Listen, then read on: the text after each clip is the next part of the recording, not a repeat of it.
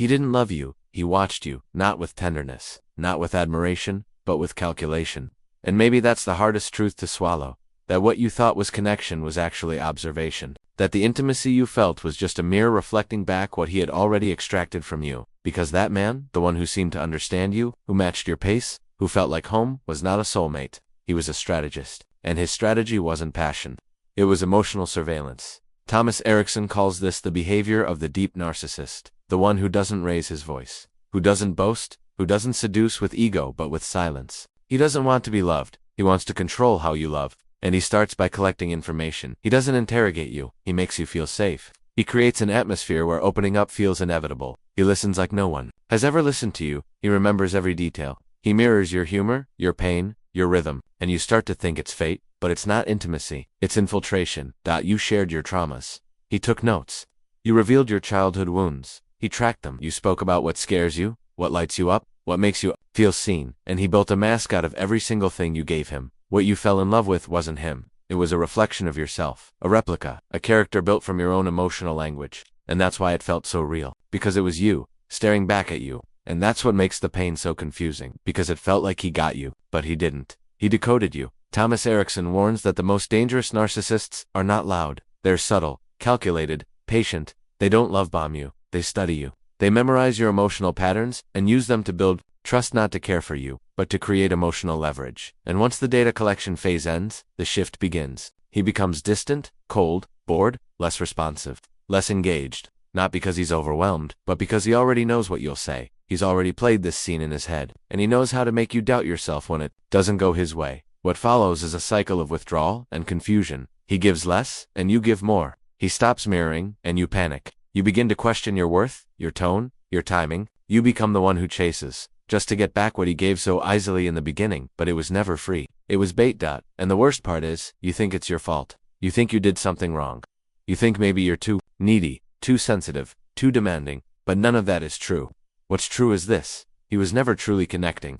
He was studying you. He was logging everything about your emotional ecosystem so he could create dependency, not devotion. And that is not love. That is psychological exploitation dressed up as compatibility. In the next block, we're going to break down exactly how emotional surveillance works, how deep narcissists use empathy as a weapon, how they build trust through mimicry, and how to reclaim your clarity once the mask begins to crack. Because once you realize he didn't connect to heal you, he connected to map you, everything changes.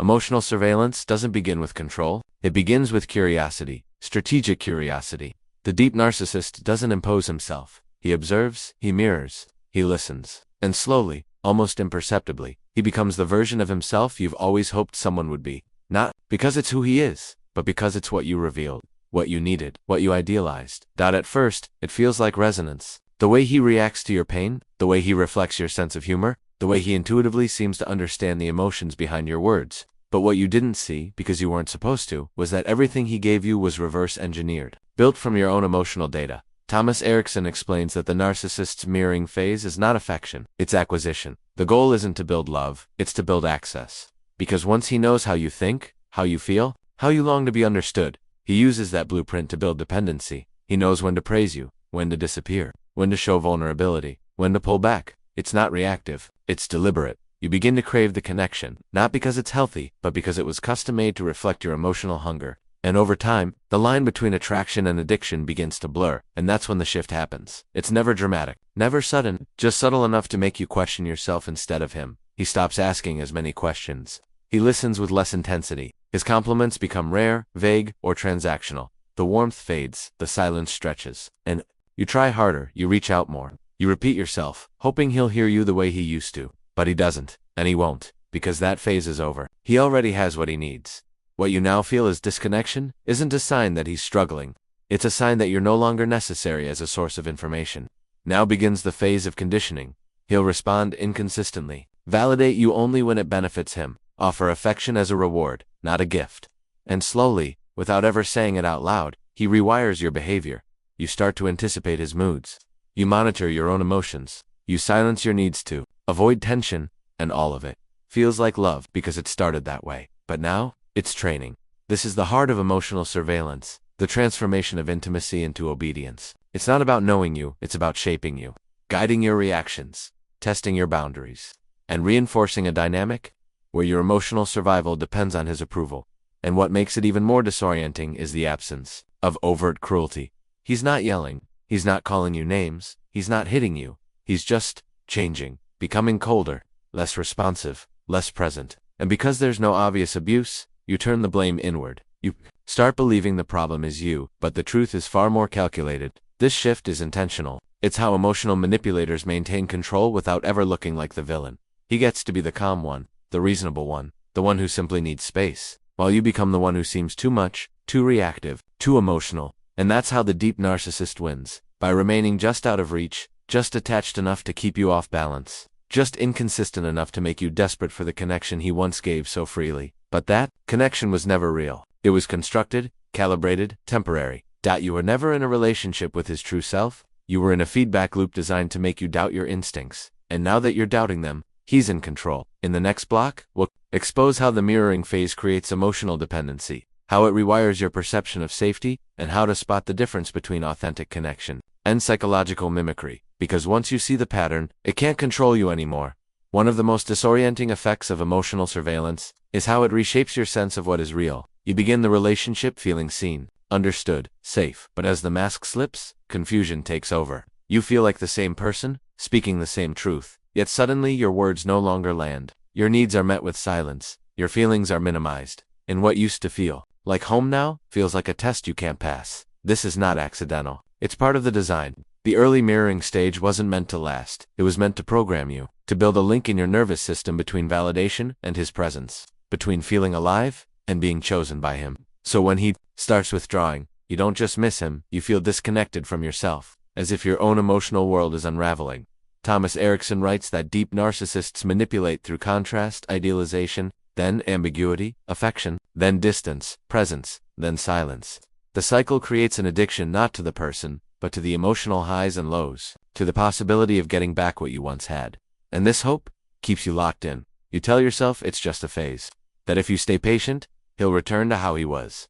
But he won't, because that version of him wasn't real. It was tailored to hook you, to make you open, to make you emotionally exposed. And now that you are, the reinforcement is no longer necessary. Now, control can be maintained through scarcity, so you adjust. You downplay your emotions. You stop asking questions. You praise him when he shows the bare minimum of attention. You become compliant, not because you're weak, but because you've been trained. Slowly, consistently, intentionally. And that's how emotional surveillance becomes emotional submission. But here's the part they never expect, the part they fear.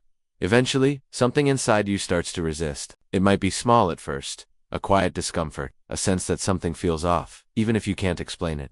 You start to notice that your voice feels smaller, that your joy feels conditional, that you're constantly monitoring yourself to avoid disappointing someone who no longer gives what he once offered so easily. And that awareness is the beginning of your return. You start to recall how you used to feel before you met him, the clarity, the calm, the self-respect. And even if it's faint, even if it feels distant, it reminds you that something about this dynamic isn't love, it's dependence.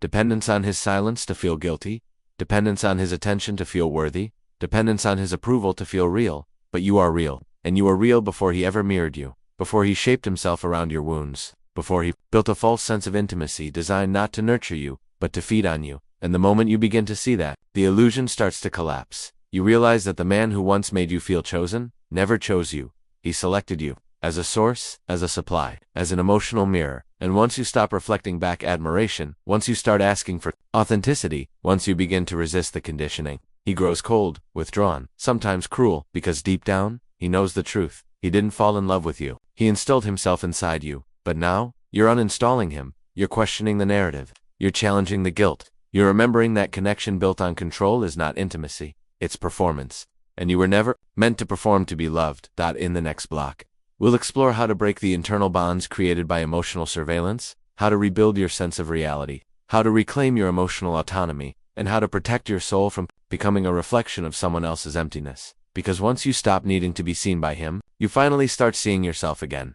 Healing from emotional surveillance doesn't start with confrontation. It starts with clarity, and that clarity doesn't come all at once. It comes in moments, painful, quiet, undeniable moments, when you begin to realize that the version of you who once begged for connection wasn't broken. She was just confused, trained, programmed to associate absence with value, silence with stability, and inconsistency with intimacy. The first step is this. Stop trying to decode his silence. Stop trying to figure out what went wrong, what you said, what you did, how you could have expressed it better. That's not healing. That's mental submission. And it's exactly what he wants, to keep you trapped in an emotional loop where you monitor yourself more than you observe him. Thomas Erikson explains that deep narcissists rely on internalized confusion. They don't need to punish you openly. If they've trained you well enough, you'll do it yourself. You'll replay conversations, rewrite memories, apologize for things that weren't your fault. You'll shrink just to avoid losing the little they still offer. And that's how your identity starts to dissolve. Not because you're weak, but because you were conditioned to survive a space where you were never meant to thrive. So how do you break it? First, you name it. Call it what it is. Not miscommunication, not emotional immaturity, not bad timing. Call it psychological mimicry, strategic disconnection, covert emotional control. Because once you name the pattern, you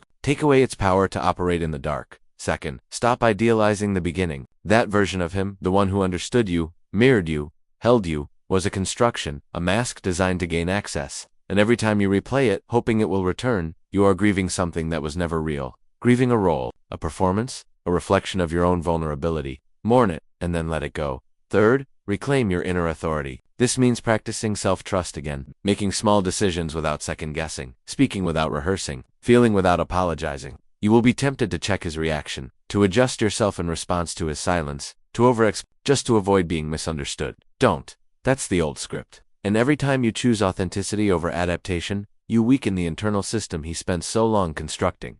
And finally, you must understand this. Healing isn't about proving that you were right or that he was wrong. It's about realizing that the entire connection was built on a lie, not necessarily a spoken lie, but a structural one. The lie that love is earned by being agreeable, that intimacy means being decoded, that silence means safety. No. Real love doesn't study you like a subject, it meets you as a partner. Real connection doesn't require you to chase emotional crumbs. It shows up consistently, vulnerably, imperfectly. Real safety doesn't feel like relief when the silence ends. It feels like freedom that was never threatened to begin with. And you deserve that. But you won't find it with someone who only ever saw you as a reflection. You'll find it the moment you stop needing to be seen and start being yourself. Again.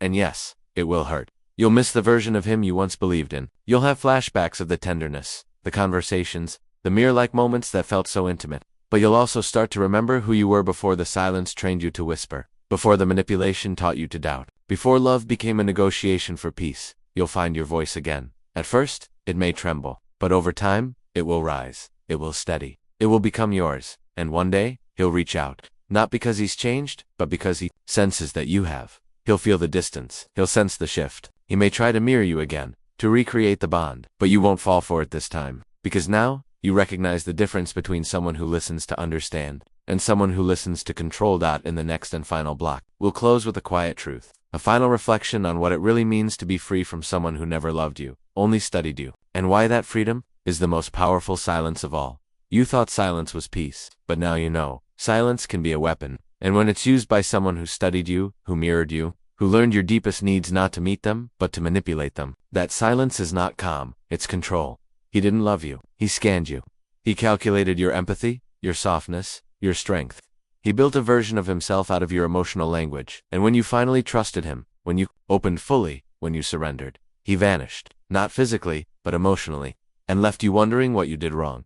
But you didn't do anything wrong. You just became predictable. You stopped supplying new information. You stopped being a mystery. And for the deep narcissist, that means the game is over. He didn't want a real relationship. He wanted emotional access. Strategic intimacy, psychological leverage. And when you see that, not just intellectually, but viscerally, when it finally clicks that the man you loved was a mirror, not a partner, everything begins to change. You stop explaining yourself. You stop apologizing for your feelings. You stop romanticizing the beginning. You stop defending someone who dismantled you quietly. And in that space, something sacred returns. Your clarity, your voice, your inner authority. You start to speak again, not to him, but to yourself. You remember what it feels like to move without waiting for permission, to express without checking for reactions, to exist without negotiating your emotional safety. That's the freedom he never expected you to find. Thomas Erikson reminds us that the most dangerous people are not always loud. Some of them are calm, composed, silent. But behind that silence is a strategy. Behind that calm is a blueprint. And once you've been mapped, you will never be loved freely. So you walk away, not with rage, not with revenge, but with resolution. You don't scream. You don't beg. You don't try to prove your worth one more time. You simply stop being a mirror, and without your reflection, he has no script. You were never meant to be a replica of someone else's emptiness. You were meant to be whole, even if that means being alone for a while, even if that means grieving a version of love that never really existed, because true love doesn't study you to use you. It meets you to grow with you. And the next time someone stares into your soul with that intensity, you'll know the difference. You'll know whether you're being seen or scanned, and you'll choose differently, because the silence wasn't peace, it was surveillance. And now, you're the one who's gone quiet, not because you're broken, but because you're done performing. If this message spoke to something deep inside you, leave a comment that says, "He didn't love me, he mapped me." Share this with someone who needs to wake up from the illusion of emotional intimacy. Then if you want more stories that name the wounds the world refuses to see, subscribe. This is Silent Damage, where the quiet hurts are finally understood.